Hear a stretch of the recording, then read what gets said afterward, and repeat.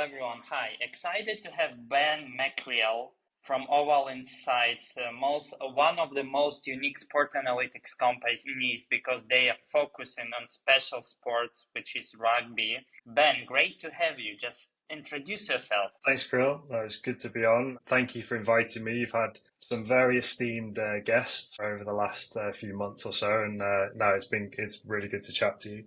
I'm the managing director of Oval, and we're a company that's been around for only 4 or so years actively, we've had a pretty rapid rise from a kind of startup business to now being pretty established in the rugby sports technology space. Okay, yeah. So tell us a little bit how you got started and how the idea came from, where it came from, and how you get the ball rolling. Yeah, so I only joined the company 2.5 years ago, and the kind of origins of the business were kind of grounded by two of our co-founders, Gordon Hamilton Fairley and James Tozer, who had both been around kind of the sports space in different guises.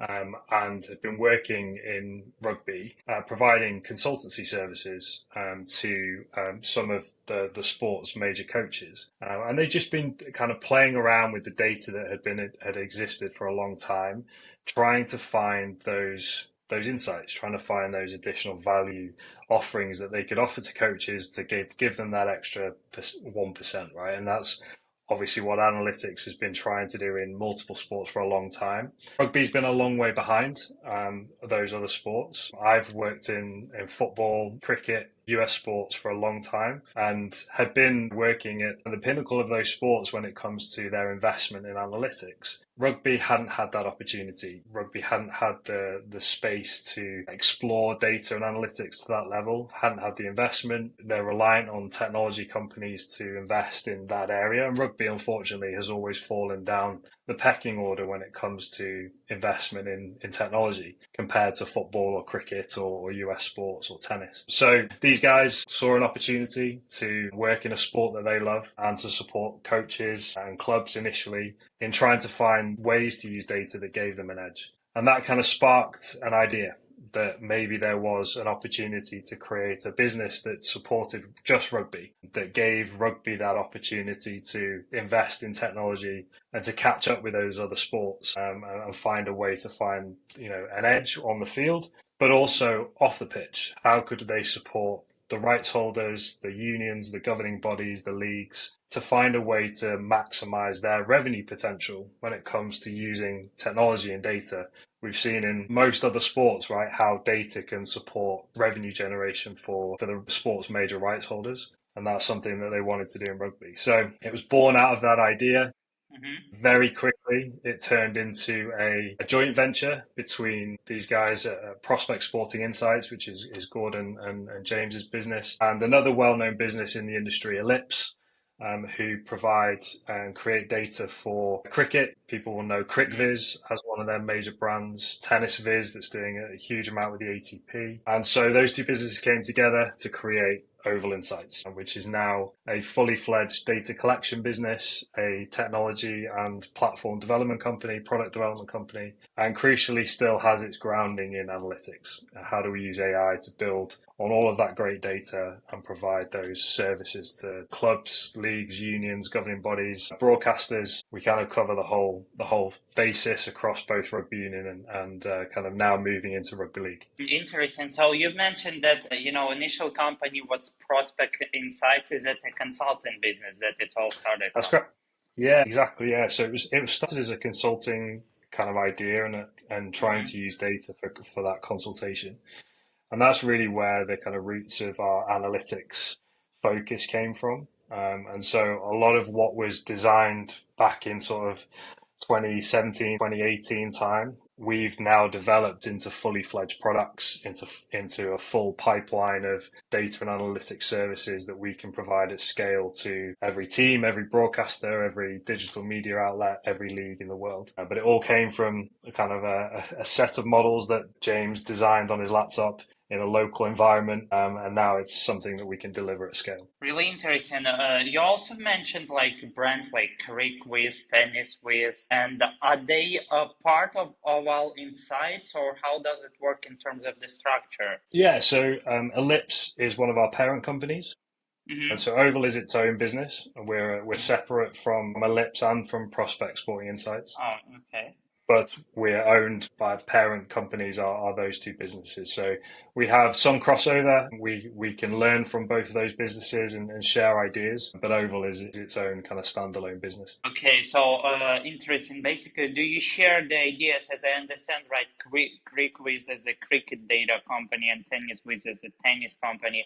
So, do you guys Yep. somehow share the experience between each other? And does, let's say, tennis problems or cricket problems could be the same in rugby and the other way around? Yeah, absolutely. I mean, I think we're very lucky that we have those well-established businesses as part of our family of companies. And we definitely share ideas. Our product teams will share ideas. Our engineering teams will share ideas at times. Our analytics teams, Prospect has a very well-established analytics business, and they're doing some really cool things across multiple sports. Mm-hmm. And so, yeah, we're constantly sharing ideas. I think one of the things that we've done at Oval is, myself, I come from, a multi-sport background. I've done work in multiple sports. And I think as a rugby, because we've generally been behind the curve when it comes to the Mm-hmm. evolution of data and the use of analytics, we are constantly looking at other sports and how they've achieved success and what Mm-hmm. they've done. Where are there kind of concepts and ideas that are very similar across sports? Mm-hmm. So things like match predictions or simulating seasons and making, a prediction on who's going to make the playoffs. Those are things that can work across sports. It doesn't really matter what the sport is. You can do those kind of predictions. But there are then more specific things that will only work in rugby or are more specific to rugby. And so those are the types of things where, we'll have to focus in on how do we learn aspects from other sports like football or American football maybe, but then apply that to rugby and make it very specific. Comparing to other sports, how would you rate rugby in terms of the technology and analytics right now? Look, I think we've made significant advances over the last, 3 or 4 years when it comes to the use of data and technology. The reality is that rugby just hasn't had the opportunity to invest in the same Mm-hmm. way that other sports have. I think we have to remember that rugby union has only been professional since 95, 96.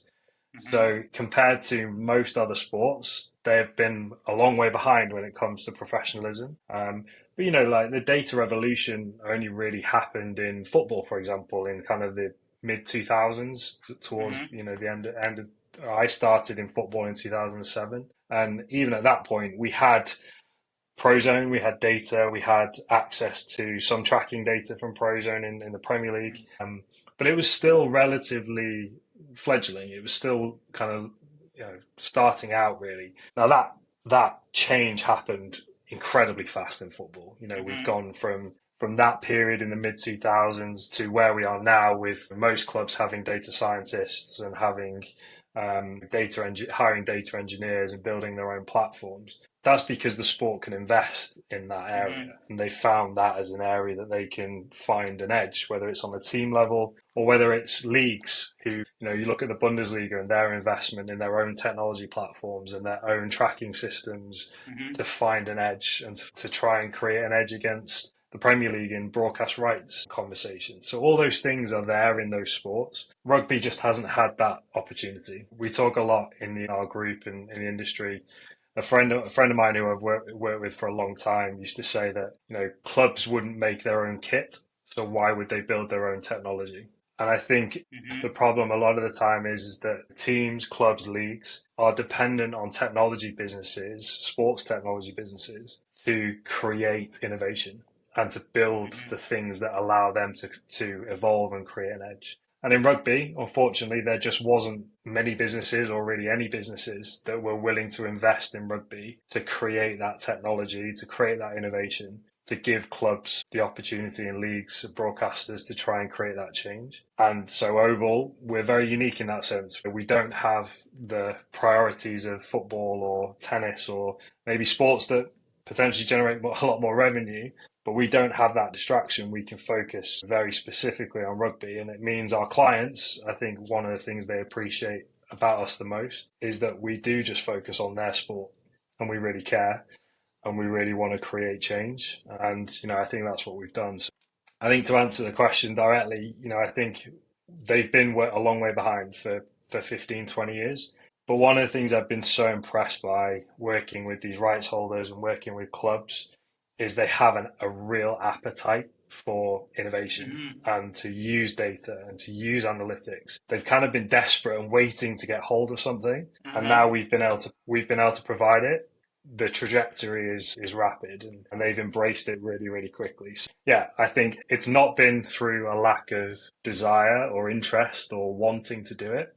Just been a lack of opportunity, and that's kind of what we've been able to provide as Oval. Interesting, right? The huge demand over there. I will ask you this: is that do you see, let's say, do you see the rugby technology is moving in the same direction like football? Let's say you're just 5 steps away and you're moving towards what, let's say, Stars Perform did in football or other companies, or do you see something like completely innovative and dependent on other sports in rugby? Do you see opportunity? Yeah, I think so. One of the challenges that rugby's had, if you look at the evolution of data in football, so, it won't take long for anyone to look me up and realize that I worked for Stats Perform for 7 years. I was the head of OptaPro. And so I was very much involved in what they were doing in football and what they've been doing in other sports.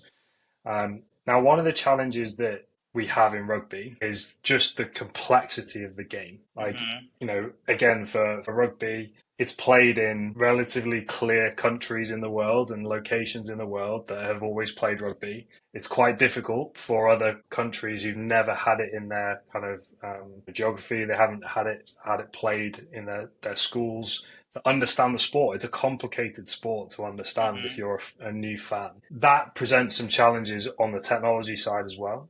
Being able to create something, particularly if we talk about tracking data, right? Football, American football, basketball, tennis now with Hawkeye and some of the stuff that they're doing in tennis. Those sports have had ball and player tracking data for 10, 15, 20, 30 years in some cases, right? The data for tracking players and tracking movement has been there. Rugby causes us some problems in that area because for large parts of the game, there are 5, 6, 7 players on top of each other in a very small space on the pitch, and you can't then identify who they are very quickly. It's very difficult for a computer vision model to pick up the identities of the players because they are literally on top of each other, buried underneath each other for large parts of the game. So, in football, we have players, occlusions happening in games where players are crossing over, but they're for split seconds generally. Set pieces can be difficult sometimes where there's a corner and everyone's in the same area in the 6-yard box. But generally, players are well spaced out. Basketball, I was involved in working on the tracking work in basketball for Stats Perform for a few years. And again, players are generally well spaced out on the court. It's very easy to define where the players are on the pitch. Rugby is a completely different problem when it comes to that. So we're having to find different ways to try and tackle things like that. So yeah, I think there are some challenges when it comes to the way the sport is structured. I think it's challenging sometimes with the way the rules are in the game. A lot of sports and a lot of technology businesses are moving rapidly towards automation of what we would call event detection or event collection, right? So this action happened, this pass happened, this tackle happened, etc. A lot of businesses and a lot of the data collection industry is moving towards automation. Now, in rugby, those things are very, very subjective at times. It's very difficult to train an AI model to automatically detect and define all the various things that can happen around an event in a rugby match. In football, it's a lot more defined, right? You know what a pass looks like. You can define that with a model, and you can teach a model to automatically detect it. In rugby, we make it very, very complicated. And so there are challenges like that make the way we approach things in rugby different to how we would in other sports. So yeah, I think we're still very much probably in the kind of early stages of our journey when it comes to trying to identify the things that can work for rugby that have been done in other sports, and then trying to define the things that maybe are different and kind of give us some different problems. And that's kind of what the most exciting thing I think about working in a sport like rugby, when we're still really at our early stages when it comes to figuring out what's possible. Interesting, right? So in terms of getting tracking out of the video, it's pretty hard, right? Like you said, a lot of players in the same place. But have you thought about integrating some different data collection technologies to your solution? Not only like watching videos, but maybe speaking with teams and proposing some hardware to connect with videos, or like expanding your services and products. Yeah, yeah, absolutely. Tracking is definitely a big part of our future, and we're very much exploring that possibility at the moment and building some really exciting concepts around what we could do with tracking. Hardware is certainly a part of the ecosystem when it comes to rugby. Teams have had GPS and worn GPS for a long time. As you know, a lot of people know, GPS is a complicated problem when it comes to data sharing and data rights in sport across the world, right? I think, American football, in the NFL particularly, now into college football, have found a way to centralize and manage that problem probably better than any other sport, through the shoulder pads and the tags in the shoulder pads. And they've made that data more accessible and available for broadcast, but also for performance. I guess the opportunity that they have is different to some of the other sports where it's one league. The NFL is one league and that's it. So they only have to worry about that. College is a bit more complicated, but NFL certainly is a lot easier. For rugby, we have all these different leagues in all these different countries. We have all these different governing bodies looking after the sports, similar to football. So aligning their strategies around data rights and who can access what and whether the players own it or the clubs own it or who owns the data, all those things make that really complicated. So I think certainly if it was for the good of the sport in terms of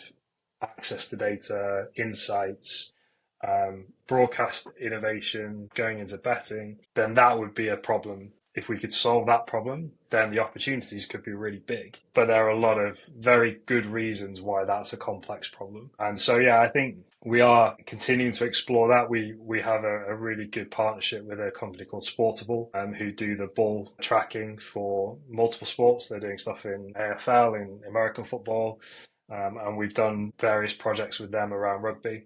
So that's, again, an interesting one where you actually can you link hardware in the ball to hardware on the players, potentially overlaid with computer vision tracking as well. Again, there's an incredible product there, but there's a lot of complexities around how you make that happen. And also it's expensive, right? Like, technology is expensive.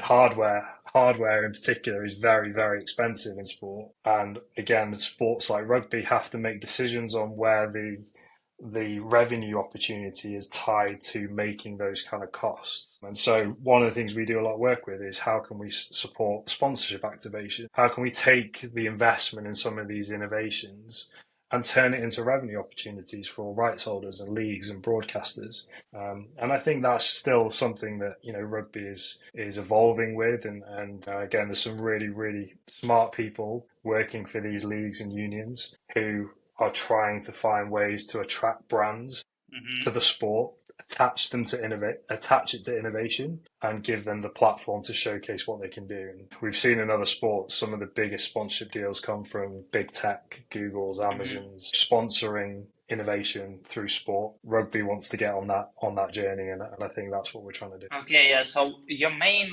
focus is being allocated towards helping with performance, or how much do you focus on creating these new revenue streams for the teams and leagues? Yeah, I'd say it's very split down the middle. I think we started very much as a performance business.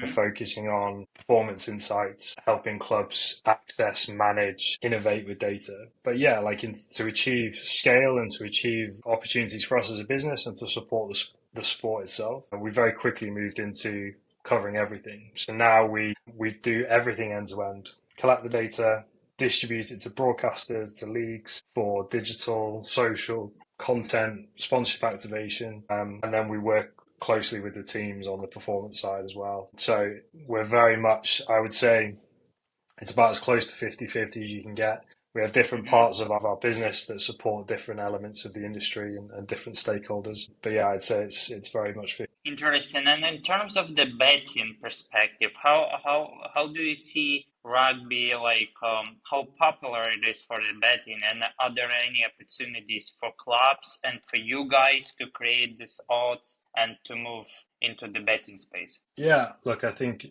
we have a significant amount of experience in our business around betting, whether it's from fast data generation and collection, which we're very much geared up for, to distribution, odds model creation, market creation, content. Better content is now a huge part of what you need to have in your arsenal when it comes to promoting a sport for betting. I think again the challenges that rugby's had is that it is not a it's not a premium betting sport at the moment. Mm-hmm. It doesn't have the global reach that some other sports have. Again, rugby's played in some very specific territories around the world where it's a very important big sport, but there are a smaller number of territories than you would get in other sports. Obviously, the biggest thing in betting is volume. So you need a lot of matches or a lot of events to be a really valuable sport when it comes to the betting opportunity. And again, number of matches, number of leagues in rugby is less than you would get in, obviously in football, but even some of the other sports. But again, this is where there's very much a process that we're going through with all of these rights holders, because you need to grow your broadcast opportunity, you need to grow your viewership, you need to increase fan engagement. By doing all of those things through better content, through attracting new fans to the sport, you then create the market opportunity to maximize betting revenues. And so yeah, we're absolutely in the middle of that kind of ecosystem at the moment and trying to explore ways that we can help to activate that opportunity in rugby. At the moment, I think the biggest betting opportunities in the sport are centralized around the World Cups, Six Nations, the Rugby Championship. In Rugby League, it's the NRL in Australia and New Zealand. That's where at the moment probably the biggest opportunities exist. But we want to expand that to the Premiership, to the URC, to European Cup Rugby. Top 14 in France is an enormous property.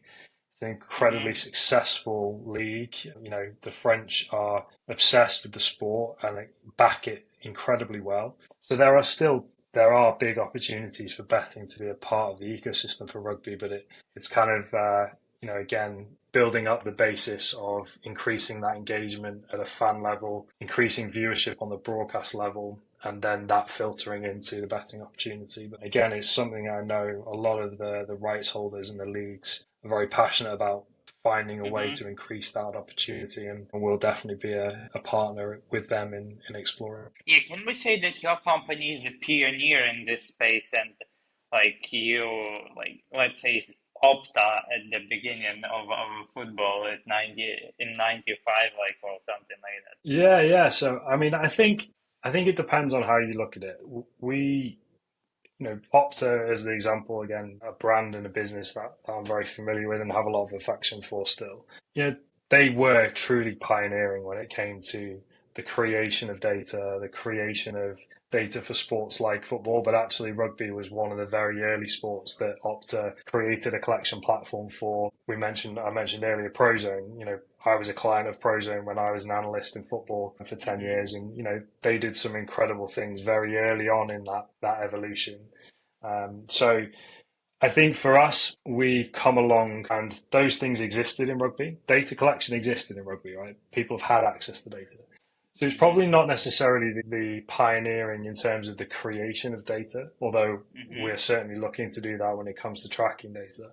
It's more about how you use it, what we've done to change the way that makes the data accessible to everybody at a scale and a depth that they've never had before. Certainly a lot of the analytics that we've done was truly new to rugby. Our expected points models that we've built for rugby, we've actually just about to launch a completely new version of that model this summer.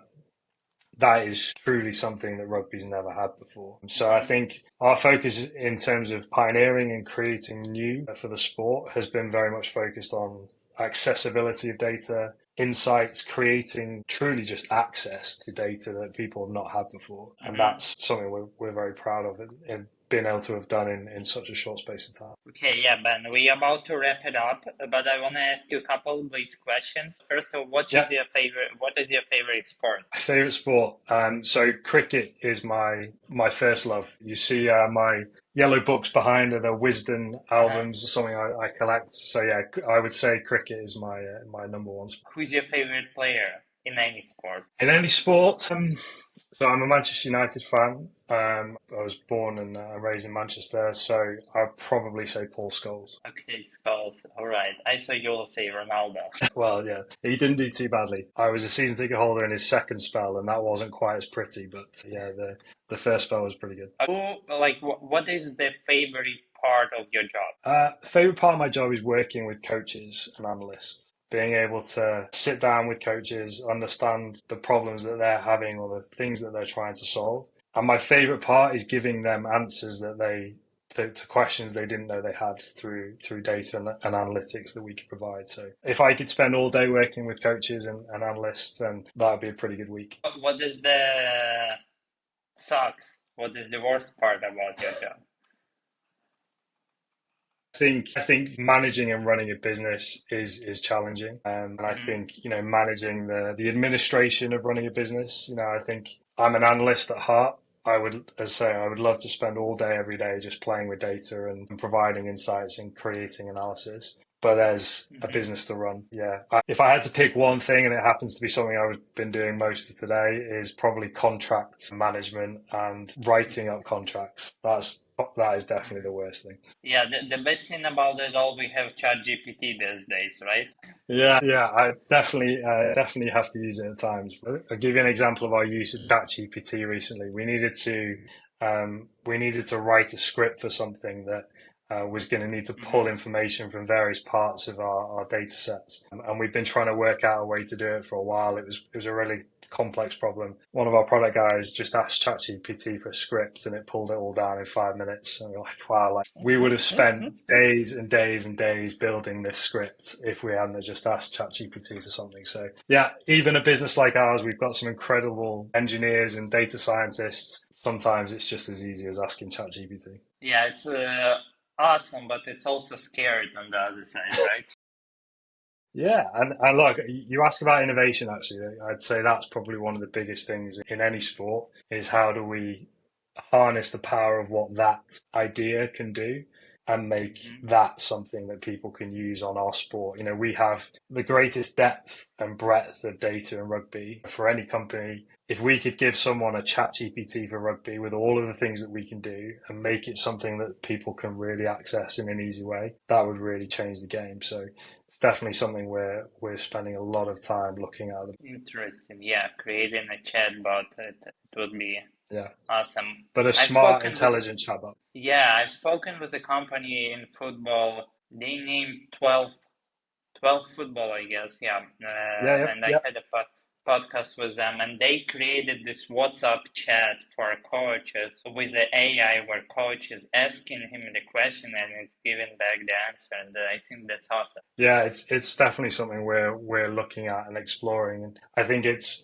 the challenge is making it smart and making it give you the answers to things that maybe the follow-up questions, not just the question you asked, but what is the follow-up to that? What's the detail? And that's where we're at, is like, how do we push past just templated answers to standard questions? How do we get past that into real insights? I'd say that's a huge innovation and evolution we're looking for. Right, Ben, thank you so much. It was great to have you. Do you have any additional thoughts that you want to add? No, that's all. I'd say it's been great to see some of the people you've had, some of the businesses you've talked to. So I'm fascinated to see how you progress with this and some of the people you get on in the future. But thank you for the time and the opportunity to chat to you. Thanks, Matt.